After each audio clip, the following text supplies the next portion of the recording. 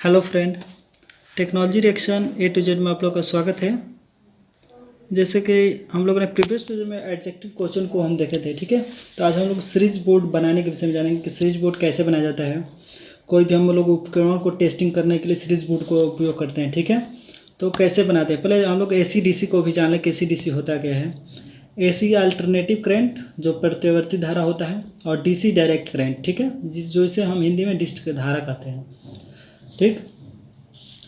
AC current sine wave की तरह चलता है, ठीक है। इसका वन राउंड ऐसे होता है, यानी ऊपर से नीचे पूरा, इसको एक वन राउंड बोलेंगे, ठीक है। ये एक राउंड में 360 डिग्री होता है, ठीक है।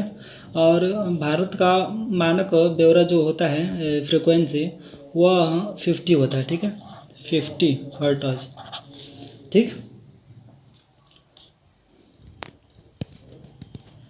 और DC करंट जो डायरेक्ट होता है, जो सीधी रेखा में इलेक्ट्रॉन का प्रवाह होता है इसमें, ठीक है।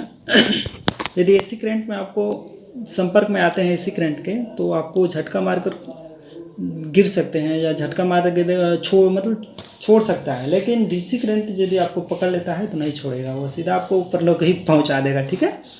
तो DC करंट से ज़्यादा बचे, AC करंट से भी ज़्यादा बचे, काहे कि AC करंट से भी ज़्यादा लोग मर जाते हैं, ठीक है। तो AC करंट से थोड़ा सा बचने का संभावना रहता है, लेकिन DC से तो छोड़ने का संभावना ही नहीं होता है, ठीक है। तो वोल्टमीटर की परिभाषा के विषय में जानेंगे। देखिए, सीरीज बोर्ड में यदि वोल्टमीटर भी लगाते हैं तो अच्छा रहेगा। वोल्टमीटर, एम्पियर मीटर भी लगा देंगे तो अच्छा रहेगा समझने के लिए आपको, ठीक है। तो एक हम दिखाएंगे आप लोगों को। तो वोल्टमीटर के द्वारा पोल से आने वाली सप्लाई को वोल्टेज मालूम करते हैं, यानी जो पोल से हमारे आता है सप्लाई, उसके हम वोल्ट मीटर से नापते हैं कि कितना हमारा वोल्टेज आया, ठीक है। तो इसका पहचान क्या है जान लें।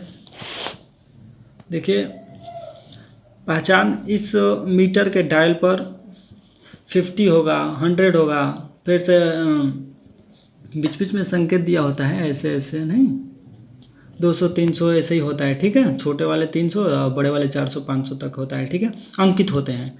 इसके पीछे एक कॉइल बना रेजिस्टेंस लगा होता है, यानी इसके पीछे कॉइल बना रेजिस्टेंस छोटा सा लगा होता है, इतना चौड़ा देखे होंगे आप लोग, एक बड़ा सा निकला होता है, ठीक है, वह रेजिस्टेंस होता है, ठीक है। इस मीटर के फेज तथा न्यूट्रल दोनों सप्लाई उपस्थित होते हैं। इसमें फेज और न्यूट्रल दोनों सप्लाई दिया जाता है, तभी जाकर मालूम होगा कि कितना वोल्टेज है, ठीक है। तो इसमें दोनों सप्लाई दिया जाता है। उसके बाद से एम्पियर मीटर क्या होता है। एम्पियर मीटर के द्वारा हम दी गई सप्लाई वाले सॉकेट से चल रहे उपकरण का करंट लोड ज्ञात करते हैं, यानी जो भी हम सॉकेट से किसी उपकरण को लगाए हैं तो उसका हम लोग करंट मापते हैं कि उसका करंट कितना करंट लोड ले रहा है, ठीक है। तो करंट नापने का कार्य करता है एम्पियर मीटर। एम्पियर मीटर का पहचान क्या होता है। इस एम्पियर मीटर के डायल पर 0 1 2 3 4 5 अंकित होता है, यानी 1 एम्पियर लेता है, 2 एम्पियर 3 एम्पियर, कितना एम्पियर ले रहा है उपकरण, वो अंकित दिखाता है, ठीक है। इस मीटर के पीछे कॉइल का बना रेजिस्टेंस नहीं लगा होता है, ठीक है, इसके पीछे रेजिस्टेंस नहीं होता है, यही पहचान है इसका। इस मीटर में जो सप्लाई दूसरी तरफ से लेते हैं वही सप्लाई देते हैं, यानी जो एक सप्लाई हम लेते हैं वही सप्लाई हम लोग देते भी हैं। वह फेज हो या न्यूट्रल, कोई भी सप्लाई हो ये मीटर में देते हैं, यानी फेज हो या न्यूट्रल हो, कोई भी सप्लाई हो, यदि कोई भी उपकरण का, उसका हम लोग करंट माप कर सकते हैं। और एक ही सप्लाई इसमें दिया जाता है, ठीक है। सप्लाई को जानना बहुत ज़रूरी है, क्योंकि यदि आप लोग सप्लाई नहीं जानेंगे तो कनेक्शन नहीं कर पाएंगे कि किसमें कौन सा देना है। इसमें एक फेज देना है, उसमें दोनों फेज देना है, ठीक है। तो समझना है, ठीक है, किसमें फेज न्यूट्रल देना है, किसमें एक ही सप्लाई रहेगा। इंडिकेटर क्या होता है, ठीक है, LED, ठीक है। इसके द्वारा हमें बोर्ड में हमें विद्युत सप्लाई की उपस्थिति ज्ञात होता है, यानी जब हमारा बोर्ड में देखते होंगे कि बोर्ड यदि स्थित तो आमतौर पर दिन में हम लोग बंद रखते हैं, लेकिन हम लोग इंडिकेटर में ही देखते हैं कि तो लाइट आया है कि नहीं आया, ठीक है। लाइट आया तो बल्ब को ऑन करेंगे, नहीं तो बंद है तो बंद ही रहने देंगे, ठीक है। तो इसे फेज या न्यूट्रल दोनों सप्लाई, फेज या न्यूट्रल नहीं, फेज न्यूट्रल दिया जाता है, दोनों सप्लाई दिया जाता है, तो अभी जाकर ये जलेगा, ठीक है। इसमें फेज न्यूट्रल दोनों सप्लाई देते हैं। फिर से फ्यूज क्या होता है, बहुत ज़रूरी है।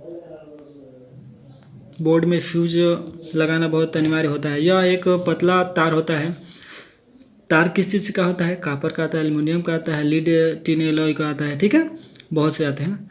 तो फिर से यहाँ शॉर्ट सर्किट होने पर या ओवरलोडिंग होने पर पिघल जाता है, ठीक है, या ओपन हो जाता है, जिससे चल रहे उपकरणों को जलने से बचाया जा सकता है। इसमें एक सिरे से सप्लाई देकर दूसरे सिरे से लिया जाता है, यानी इसमें एक सिरे से फेज को डालते हैं, दूसरे सिरे से निकाल लेते हैं, यही होता है इसमें सप्लाई। और इसको लगाने का मकसद यही होता है कि यदि हमें कहीं उपकरण में शॉर्ट सर्किट हो या ओवरलोड होने पर ये गल जाता है, जिससे हमारा उपकरण बच जाता है, ठीक है। और बल्ब क्या होता है, बल्ब की तो सबको परिभाषा मालूम ही होगा कि बल्ब सीरीज बोर्ड में टेस्टिंग के लिए दौरान जो हमें इंडिकेट करने के लिए बल्ब का प्रयोग करते हैं, टेस्टिंग के लिए प्रयोग करते हैं, ठीक है, इंडिकेट करने का कार्य करता है, जिसके लिए दोनों सप्लाई देना आवश्यक होता है, यानी इसमें दोनों सप्लाई देंगे तभी जाकर बल्ब जलेगा, ठीक है। सीरीज सर्किट क्या होता है, ये भी बहुत, सीरीज सर्किट के द्वारा किसी भी वायर या उपकरण को चेक करते हैं, ठीक है, किसी भी वायर या उपकरण हो उसको हम चेक करने के लिए सीरीज सर्किट में ही प्रयोग करते हैं, ठीक है। इसमें केवल एक ही सप्लाई उपस्थित होती है, इसमें एक ही सप्लाई दिया जाता है, ठीक है। उसके बाद से पैरेलल सर्किट का प्रयोग आज सभी घरों में होता है, ठीक है। कोई भी उपकरण चलाने के लिए हम लोग पैरेलल सर्किट का उपयोग करते हैं, ठीक है। इसमें फेज न्यूट्रल दोनों होता है, इसमें एक ही सप्लाई होता है, ठीक है, और इसमें दोनों होता है, ठीक। तो जो भी मेरे दोस्त न्यू आए हैं मेरे चैनल को सब्सक्राइब कर लीजिएगा। अब हम लोग स्विच के विषय में जानेंगे, ठीक है। यह एक ऑन ऑफ बटन होता है जिसके द्वारा हम सर्किट की सप्लाई कंट्रोल करते हैं, यानी जो भी हमारे सर्किट में सप्लाई होता है उसको हम कंट्रोल करते हैं, जिसमें एक सिरे से सप्लाई देकर दूसरे सिरे से प्राप्त करते हैं, ठीक है। तो यानी हम जो लगाते हैं स्विच, उसमें एक सिरा या दूसरा, तो एक सिरा से हम लोग देते हैं और दूसरे सिरे से उपकरण में दे देंगे, ठीक है। ऑन ऑफ करेंगे तो बंद और बुझ जाएगा, ठीक है, ऐसे ही होता है।